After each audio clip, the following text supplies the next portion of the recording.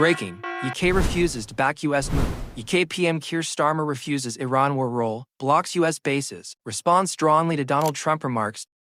See clip. At the beginning of this conflict, I made it really clear that we wouldn't join the offensive strikes that the US and Israel were carrying out on Iran. We've got about 300,000 British nationals in the Gulf region, and it's important that we protect them and our Gulf allies. So we have got the RAF in particular flying aeroplanes across the region. They're actually intercepting strikes to stop them hitting people and buildings. So that's defensive action. But we're not joining the war. We are allowing the US to use our bases, but again, for defensive, collective self-defense, to take out basically the ability of Iran to put missiles into the air that are going or may go to attack our Gulf allies and our people in the Gulf. So not going to war, simply taking necessary defensive action to protect British lives and British interests. Whether it's conflict in the region, whether it's the impact on oil and gas, or just the worry that most people have about how's this going to impact me in my home, the best way to reduce the impact is to de-escalate, to get to the end of hostilities and then get to a negotiated settlement. And we're speaking to all of our allies to try and make sure that that happens as quickly as possible. The Strait of Hormuz is a really important shipping lane. It's basically how the Gulf states access, well, the rest of the world, and a lot of oil and gas comes through the Straits. Iran is stopping shipping getting through the Straits. That is having an impact on oil and gas prices. We need to get the Straits back open as quickly as possible. We've been talking, particularly in recent days, to our allies about this, the US, European partners, to Gulf states. I'm not going to pretend it's easy to do this, but it is really important that we do it because whilst the Straits are not in full operation, the price of oil and gas goes up. And I know that then affects everybody at home. Although I do just want to say this to reassure people.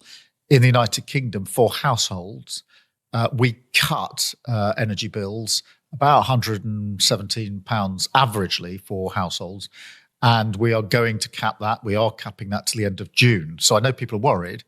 But just on household energy bills, be assured that in 3 weeks' time, they're actually going to be cut and then capped for 3 months.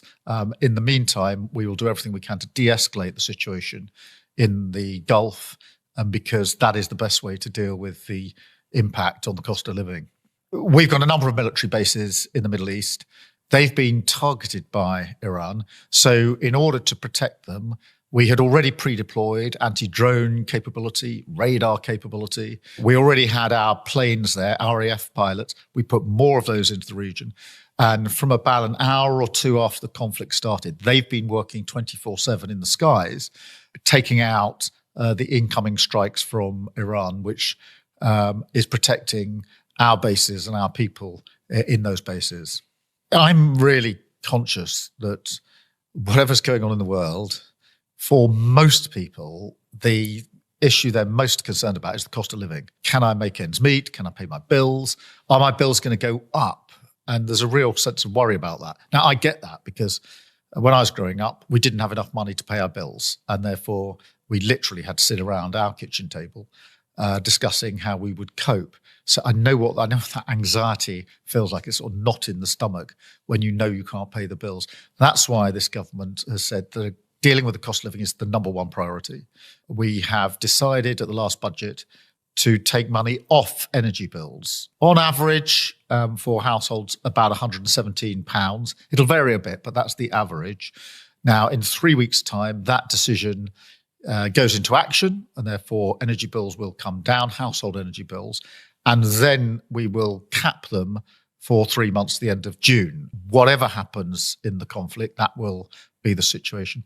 I know that some people, particularly in rural communities and in Northern Ireland, use oil for their heating. And that's why today I've announced support for those that are using oil because their prices will have gone up. I'm also saying, by the way, too many stories of deliveries being cancelled and then prices going up when the new appointment is made. We've got to stop any sense of people being ripped off. But we are putting that support in. And we'll look at what else we can do. Fuel duty for those that are driving is frozen through till September. in an uncertain world, those are certainties. Those are some of the things we're doing in relation to the cost of living.